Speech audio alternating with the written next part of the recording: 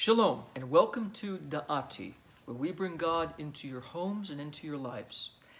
In martial arts, we talk a lot about how to get out of holds or attacks. So one of the most basic holds you ever encounter is a wrist grab. Somebody grabs your wrist like this, and you have to get out of it. Now, for the advanced student, it's pretty easy, but for the beginner student, their instincts work against them. So for example, if somebody grabs my wrist, I sometimes pull back.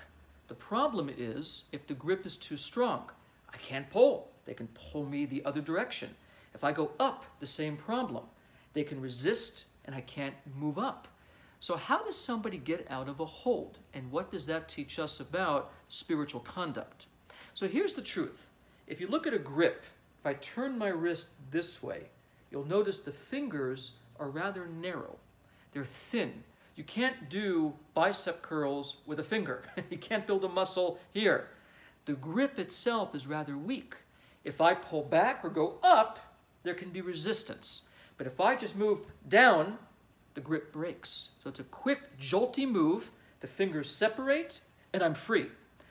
In other words, to most people, they'll never see that right beneath is a weak grip, a weak gate, where you can exit from the problem. So why is that important? Because every time in life you face an obstacle, we sometimes feel that we're in the grip of something unbearable. There's nowhere to go. There's nowhere to move.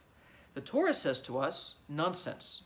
Just because it feels like a dead end does not mean it's so. On the contrary, when one road ends, there's always a gate to move through. In Hebrew, we say there's two kinds of roads, public road and private road. Just because the public road comes to an end does not mean the private road does. So what you must understand is that every time you face the grip of an obstacle, the grip of a challenge, don't just pull, move, oh, I can't go anywhere. Wrong. Look beneath.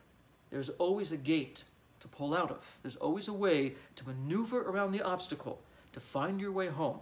So, breathe, center yourself, examine the situation, find the native, find the path, the gate to break free, because there's no such thing as a dead end.